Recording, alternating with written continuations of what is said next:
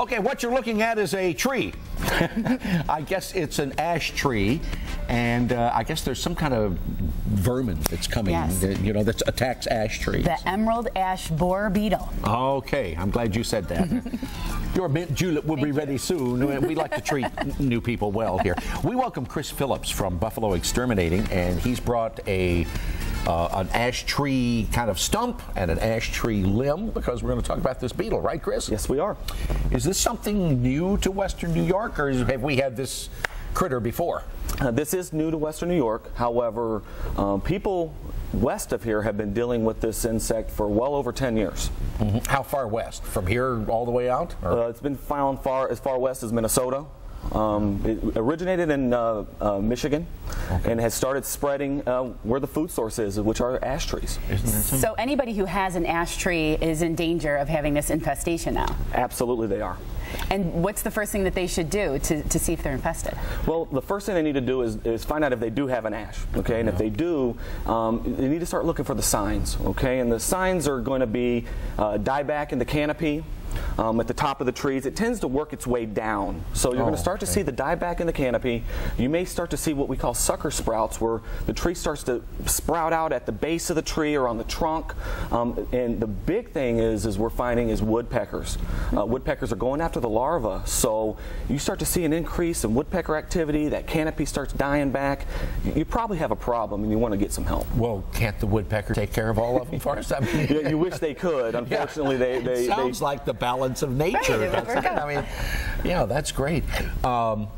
Well, all right. Do you see any boring in the tree stump or the tree trunk itself? Okay, you will if the infestation gets to a very severe level, meaning that it's getting down lower to the ground. You may see what are exit holes from the beetles as they emerge out of pupation.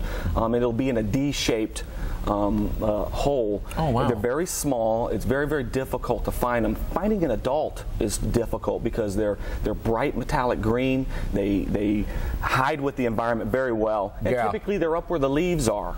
So it's very difficult to find them. If you folks have any questions for Chris, you can give us a call at 644-9840. Now we're talking about the, what's the full name of it? The emerald ash borer beetle. Emerald ash borer beetle, but maybe you've got something else wrong in your yard. Now's your chance to talk to the expert. Why don't you hold these up, Chris, and we'll get a shot of you on camera there, so that if people don't know if they have an ash tree, maybe they'll recognize this leaf or the bark on the tree. On branches of an ash tree, typically what you're going to find is that they branch off right opposite from each other. A lot of trees tend to branch on intervals or what have you. Okay. With an ash tree, they're going to branch right across from each other. One another. Absolutely. Okay. Plus the leaves are the same way. If you notice, they branch off right across from each other. Oh, that's unique. Yeah. Yes, and typically ash trees will have 5 or 7 leaflets on each branch. On a limb. On a limb. I mean on a small limb, 5 to 7. Sure. All right, and that looks very familiar. I was just asking Chris before we went on. I said I may have one of these in my backyard, and not knowing what it was, I thought it might have been a big weed that's just turned into a tree. Sure. Now, can it be saved? Yes, it can be saved. The turning point for an ash tree is once it loses about 50% of the canopy, half the leaves are starting to die off, that's going to be where it's going to be very, very difficult to be able to save that tree. So it's always better to go preventive as opposed to waiting until it starts to die. So they can just give Buffalo Exterminating a call. You can come out, take a look, and see what they have going on. Absolutely. Help them decide which trees they want to save, because you can't save them all. Okay. But if you have a tree that's very important to you and your family, and it's a centerpiece of your yard, or something along those lines, you're not going to want to cut that tree down. And it's often cheaper to treat the tree than it is to cut it, remove it, replant. Why don't we put that down and hold up the bark, and maybe we can get a real close-up of this, and this might be more of an idea. You take a look at this and you might recognize that bark, and then you'd know whether you have one of these trees or not. And I know we have a caller, so they might have a question about that right now. Good morning, caller. You're on AM Buffalo. Yeah, I was just wondering if the ash tree is the only tree they go after, because I lost a plum tree to a boring beetle, but I'm not sure it was the same kind. Sure. The emerald ash borer only goes after ash trees. So, only ash? Yes. So it can't jump to another tree? No, it will not. But there's So plenty of is other there beetles. another beetle that will go after a fruit tree? Absolutely. There are many different types of wood-boring beetles that will attack all kinds of different species of tree. The emerald ash borer is unique to the ash tree, though. Okay, thank you. I know they make baseball bats out of ash. Yes, they do. And because of its density and its strength and everything, the tree cannot put up any defense on its own then against this thing. Not our trees here in the U.S. This beetle is from Asia, all right, where it has natural predators, and the trees have defenses against it. But here in our ecosystem, it does not. So it's a smorgasbord for that. Really, it's like a buffet. All right, we have another call. Good morning. Welcome to the show. Hi. Hi. Hi. We have some land in Franklinville, and we were thinking of logging it. We've had the land for 25 years. It needs thinned. And we had a conservationist come about 5 years ago. He said, get rid of the ash now. We didn't. Is it too late?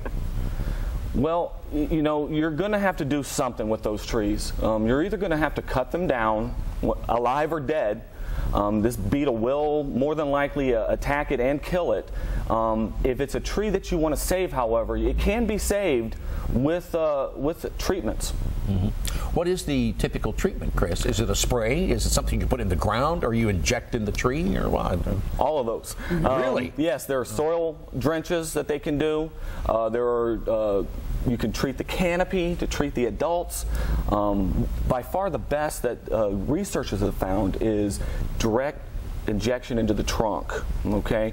And there's a product out there right now that'll give you 2-year control, so you can treat the tree every other year or so through this invasion, and it's really cost effective, meaning that you cut it down, it's going to cost a lot of money. You can save that tree for about the same cost to get through this and still have the benefit of that tree in your yard. Okay.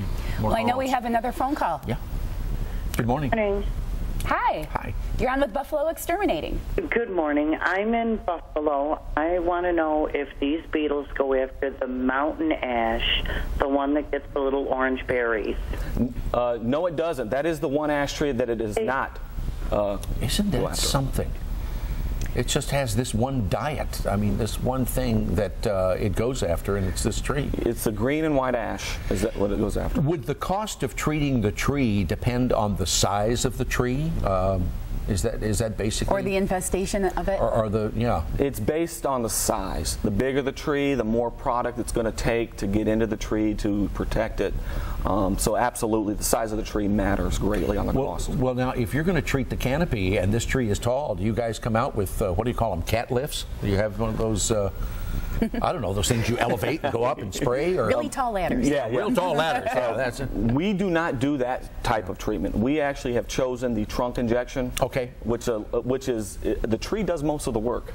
And what does it do? Then that travels up to the leaf? Absolutely. Or up to the leaves and the stems, and what does it do? It just makes it unattractive to the beetle, or? It'll actually kill the beetle and kill the larval. Better. Yes, the larval and the adult stage. What happens when you inject into the trunk, the living part of the tree will take that product from the root system all the way up to the canopy and protect it that way. So when these beetles, and it's the larvae that do the damage. It's the larva of the emerald ash borer that kills the tree. Okay. Now, are we just at the mercy of this beetle until it passes through Western New York, or can we control it for the future, or what's the process and the life expectancy we have for this? Well, the beetle's going to do what it's going to do. It's going to come through. It's going to infest most of the ash trees and kill them. They say it's about a 10-year or so wave of the first invasion. And a 9-month Western New York winter won't kill these things? No, they won't. That's just not right. It lives inside the bark during the winter time? Under the bark, and the larvae feed, and then in the springtime, the adults emerge, start the whole process over again. Isn't that horrible? So we're just at the mercy. It's inevitable. So preventative is definitely the way to go, so we can save those really important trees in our yard. Absolutely. Okay. All right. Well, Chris, thanks for coming in and telling us about this thing that's on the way here. And I guess we need people like you to get us ready and to take care of it. My pleasure. All right. Thank you very much. So the emerald ash borer beetle. No, the emerald beetle ash borer. You're right the first time. Somewhere around there. This thing is coming. Be ready for it. Buffalo Exterminating is waiting for your call. And there's all the information on screen how to get in touch with them.